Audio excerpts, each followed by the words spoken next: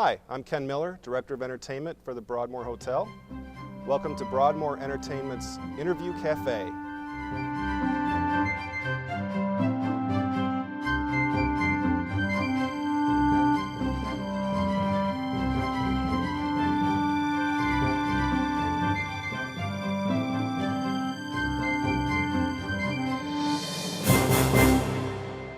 Hi.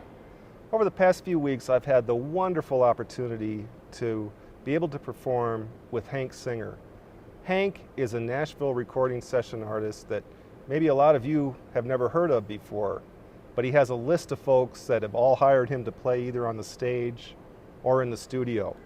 People like Ray Price, Alan Jackson, the Marshall Tucker Band, the Gatlin Brothers, Ricky Van Shelton, Charley Pride, Randy Travis, Hank Williams Jr., Tracy Lawrence, Roy Clark, Michael Martin Murphey, Suzy Bogguss, Billy Bob Thornton.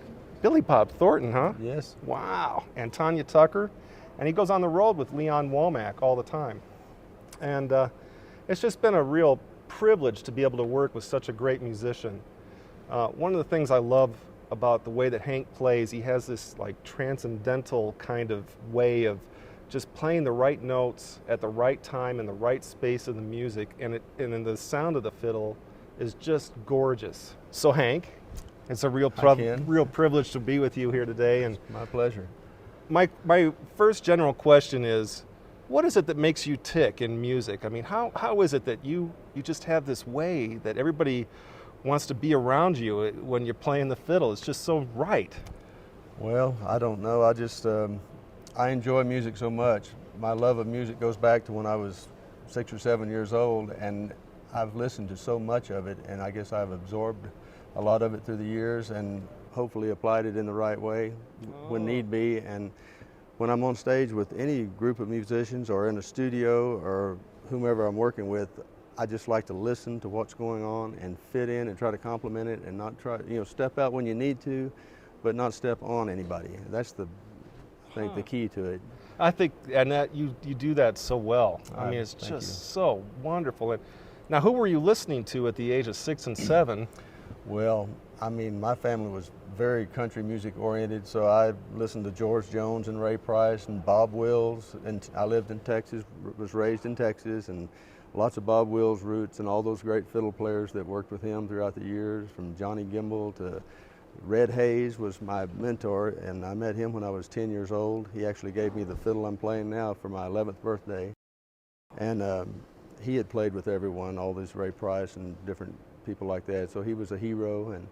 And listened to him, listened to, even later on, started listening to the rock, the Beatles. I got into the Beatles when they were around, so I've had a lot of different influences and a lot of Western swing, so that kind of has a jazz flavor, And even in junior high, I had took violin for about 3 or 4 years and learned to read some, nothing like you read, but enough to get me by. I was the guy that would say, "Would you play it for me once?" And then you got it. And then I had it, but I would apply it to the reading. So I read some, I just haven't stayed with it. In Nashville, it's not required that much. So right, it's a number system. You don't stay on top of it. Yeah, you use the number system, and they hire you for your, improvisation, and they hire a particular person knowing what he's capable of doing and probably going to bring to the table and let you do it. Well, that's what I loved about you, is that everything that you do has this classic approach to it, and it's so interesting to me when someone who doesn't read music just sounds so correct and so right in the music. It's just right. And now, what did your parents think when you said, "I'm going to go play with Ray Price"? Oh, they were excited. I'll bet. They were very excited.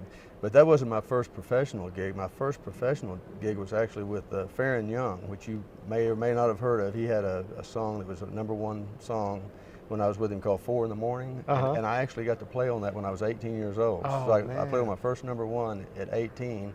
And I thought, wow, that was quick and that wasn't so hard, But it was many years later before I played on another one. I was lucky. I kind of got the opportunity to do that.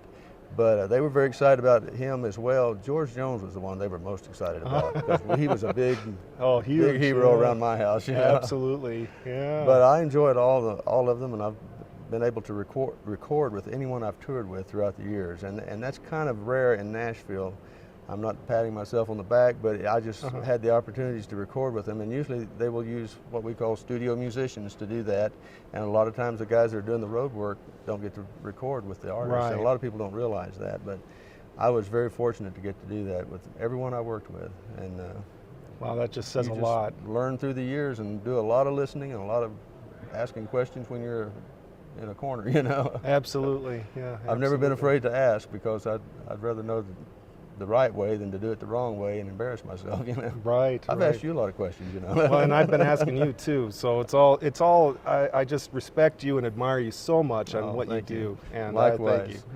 I wish I could do what you're doing back there. Well, we're having a blast. It's a blast. It's a good band, and Yeah. love working with Suzy, and it's been really a lot of fun. Cool. I have one more question for you, if you don't mind. Sure. You've been staying at the Broadmoor now for I think a couple of weeks almost, or a week or so Yeah, at least. I love it. And yeah, I was just going to ask you, what were your impressions of the Broadmoor? Well, I knew what to expect because I've been here many times before, but I had not spent that much time in the resort, just living here almost, and I have really enjoyed it. The food is wonderful. The service is incredible. I mean, they can't do enough for you around here. It's anything you ask for, they're there in no time, and I love it. And the scenery, of course. I love the walking around and just seeing the mountains and the lake and the spa. I've had fun in there too. Oh, good. Yeah, I love the spa. Yeah. It's wonderful. What's not to like here, you know? That's great. Well, Hank, I just want to thank you so much for everything that you've done, doing this interview with me today. And we'd love to hear you play a little bit, if that's okay with you. Sure. And folks, that's it for today. And here's a little bit of Hank Singer playing the fiddle. Thank you very much.